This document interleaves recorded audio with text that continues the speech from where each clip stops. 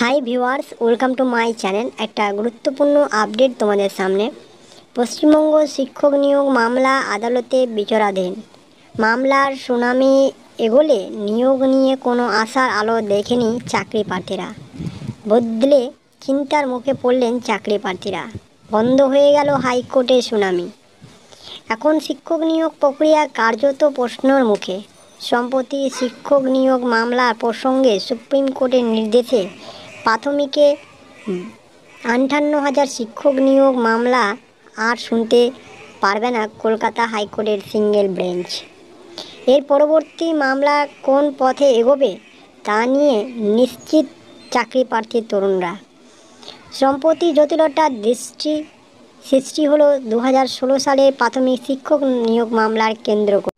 মামলার প্রেক্ষিতে এবার কড়া নির্দেশ দিল দেশের সর্বোচ্চ আদালত। সূত্রের খবর, সুপ্রিম কোর্টের বিচারপতি অভয় এস কোয়া এবং বিচারপতি উজ্জ্বল ভূঁইয়ার বেঞ্চে ছিল শুনানি। বেশ কিছুদিন ধরে বিচারপতি অভিজিৎ গঙ্গোপাধ্যায় এবং বিচারপতি অমৃতা সিনহার বেঞ্চ চলছিল নিয়োগ প্রক্রিয়ার সংক্রান্ত মামলা।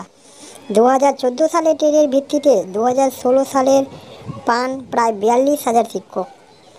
কিন্তু সমস্যা হলো সংশ্লিষ্ট শিক্ষকদের মধ্যে অনেকেই সেই সময় ডিএলএড কোর্সে প্রশিক্ষণ প্রাপ্ত ছিলেন না, যদিও পরবর্তীতে তারা প্রশিক্ষণ নেন।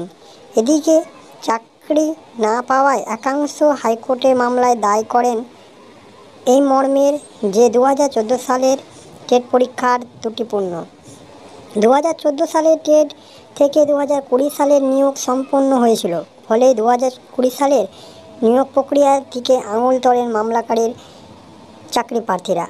এদিকে প্রাথমিক শিক্ষক নিয়োগ মামলার শুনানিতে বিচারপতি গঙ্গোপাধ্যায় নির্দেশ দেন বিতর্কিত নিয়োগ প্যানেল প্রকাশ করতে হবে। 3 জুলাইয়ের মধ্যে পর্ষদকে প্যানেল প্রকাশের নির্দেশ দেন বিচারপতি। এদিকে চ্যালেঞ্জ করে মামলা গড়ায় ডিভিশন বেঞ্চে। ডিভিশন বেঞ্চ গত 10 জানুয়ারি প্যানেল প্রকাশের নির্দেশ স্থগিত দেন। মামলার শুনানি যে হাইকোর্টের সিঙ্গেল বেঞ্চে হবে তা জানান ডিভিশন বেঞ্চ। তবে মামলা নিষ্পত্তি হওয়ার আগেই সুপ্রিম কোর্টে দ্বারস্থ হন রাজ্যের চাকরিরত শিক্ষকের একাংশ। প্যানেল প্রকাশ এবং সিঙ্গেল বেঞ্চে মামলার শুনানি, দুই নির্দেশকে চ্যালেঞ্জ করে শীর্ষ আদালতে দায়ের হয় মামলা। বৃহস্পতিবার মামলাটি ওঠে সুপ্রিম কোর্টে। মামলার শুনানিতেই সুপ্রিম কোর্ট নির্দেশ দেয় প্রাথমিকে 2016 সালে নিয়োগ সংক্রান্ত কোনো মামলায় আর শুনতে পারবে না কলকাতা হাইকোর্টের সিঙ্গেল বিচারপতির বেঞ্চ। তো আশা করি বুঝতে পারছেন, কলকাতা হাইকোর্টের সিঙ্গেল বেঞ্চে সেই মামলাগুলো হবে না। আবার নতুন করে কোন বেঞ্চে যাচ্ছে সেটাই জানা প্রয়োজন রয়েছে।